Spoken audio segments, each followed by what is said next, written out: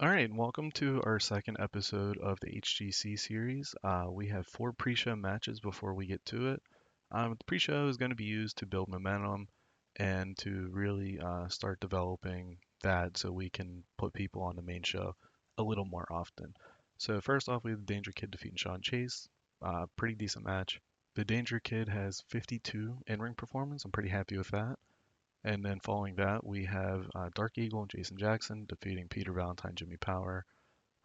These two don't have chemistry. They weren't going to regular team anyways. It was just a matter of getting them on the pre-show. Dark Eagle is actually someone that I just had to sign again. He's on a written deal in default save, and Burning Hammer, the Wrestling Gods, tried signing him away. I said no. I signed him. I paid him like 15, $16,000 a month. First they were offering 14, and he chose to stay with us. I felt like him and Mr. Lucha will be the anchors of our cruiserweight division, along with other people that I haven't really looked too far into yet. Jason Jackson, don't know too much about him or have thought about him too much. Jimmy Power's gonna be jobbed out pretty quickly. He's 52 and mid 20s pop. Peter Valentine is famously best friends with Sam Strong. He is like, I don't know who the Hulk Hogan equivalent be. What's his name? Brian Knobbs of um, to Hulk Hogan. Another pre-show match, we have the Vesey brothers versus Savage Fury. I had to use a character ID on Brian Vesey to get his popular his momentum. That's the word of the day, momentum. Back into the green zone of warm. Nothing crazy there. Okay, so there's a botch there. That's fine. Mucho Lucha defeat Nation of Filth. Mr. Lucha, again, I desperately want him to have that very warm momentum so that way we can start utilizing him going forward on the main show and highlighting the cruiserweight division based around him. Okay, and then much like last week, we started the first week of the show with Liberty and Ripcord. So this time we went right back to them, and this time it announced Liberty versus Ripcord will be one half of our Total Mayhem main events. They will main event Malice in Wonderland, and then the winner of a Battle Royal, that's what BR is, um, will face off the winner of Liberty and Ripcord. So Liberty and Ripcord one side, Battle Royal another. The winner of that head to head, and that winner of Battle Royal face off in total on Mayhem, and that would crown our first world champion. Now another thing to highlight here is Ripcord has zero chemistry of Frankie Future as a manager. So we are going to go ahead and remove Frankie Future as Ripcord's manager. This was a way to get Ripcord chemistry, or not chemistry, popularity, no, way to give Frankie Future a chance to be Ripcord's protege and get him some popularity. But obviously it doesn't work. Brent Hill's great chemistry. Frankie has none. So I got to figure out what I want to do with that. So right now I'm going to pause the recording, go remove Frankie as Ripcord's manager, and then continue. Okay, we are back to it. This time continuing our angle from last week with Flapjack Flanagan defeating Cowboy Ricky Dale. Flapjack called out Sam Strong last week knowing Sam Strong wasn't there, and Cowboy called him out on it. They face off this week. Flapjack cheats. Pretty basic heel stuff, one-on-one. Post-match, Flapjack calls out Sam Strong next week, or he's the, yellow belly coward, whatever. Yeah. Following that, we have a little introduction. Well, not introduction, a little bit of a feud developing with Charlie Homicide, Jeb Langley. Jeb Langley goes to his chick, but Charlie Homicide just smacks him up in the head, and that will start a little bit of rivalry for him. See how they develop from there. Following that, Dusty Streets is the first person to announce he is in the Battle Royal. He is in a face-to-face with Danny Rushmore. A little quick segment to get Dusty Streets on the show to introduce Danny Rushmore to the series as like a no nonsense, no words heel. And then following that, we have BLZ Bub defeating Golden Fox. BLZ Bub lost his manager, Karen Keller. Golden Fox is like a mid 35s popularity. BLZ Bub's 30. So I did the keep strong road agent note, so Golden Fox wouldn't take that much of a damage. And BLZ Bub, trying to get him, push him pretty hard. He is the heel opposite of Liberty as like the main heel. Continuing pretty basic matches of the character introductions. Rico Santana defeats Ramon Paez, and just a basic match that didn't go as well as I would want, but it's whatever. His gimmick isn't that bad. He is like the equivalent of Ricky Steamboat, I would say.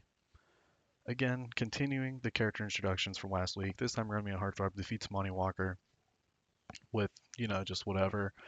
And it's clean. Romeo Heartthrob is going to be like that upper mid card heel for us. Maybe even main eventer if he continues to get better somehow in his 40s. And just, but we'll see. But yeah, he is going to be a pretty frequent contributor to our series, I think. Following that, we continue with our pro Canada versus pro USA angle of Damian Carville. Now the Whistler is like the guy he's going to feud with naturally, right? He didn't really say anything about the Whistler here. He's just saying hockey's better than football, which of course in America that, and especially in Oakland in '90s, good luck, buddy. I'm sure it could have started a war.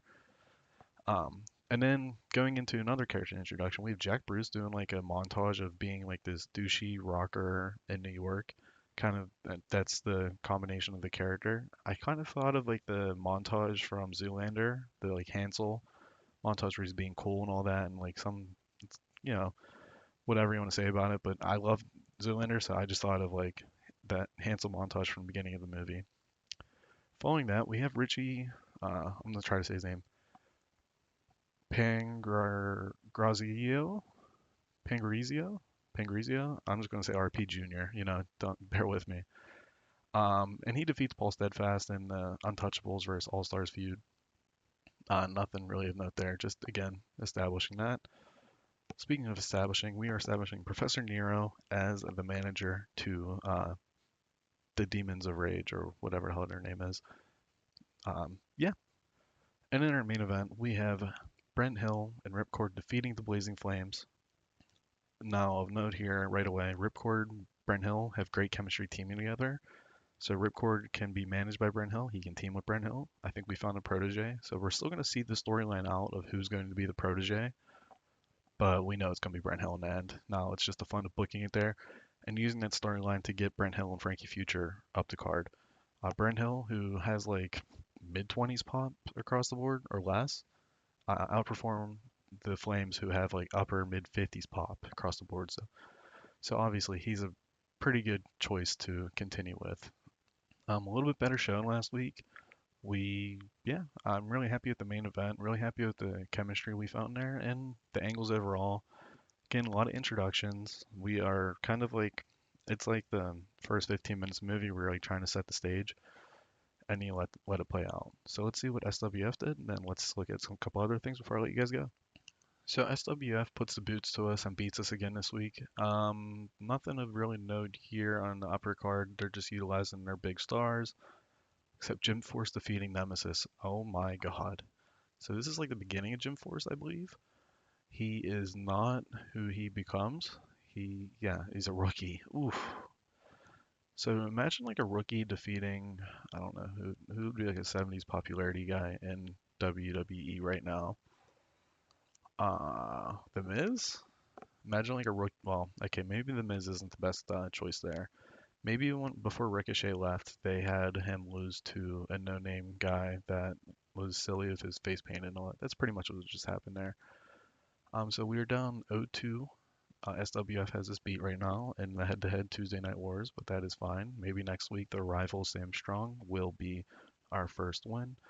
Let's do a quick look at BLZ Bub's popularity following his victory over Golden Fox. Okay, so +5, and then Golden Fox I don't think lose any popularity, so I'm pretty happy with that. And I think that's where we will leave it. That Keep Strong road agent note does hurt the match a little bit, but we're going to use it a ton right now as we are getting our roster to high as we can to build our popularity at 65 to get on Ace, to get the big and take over from there. I'll talk to you guys next time.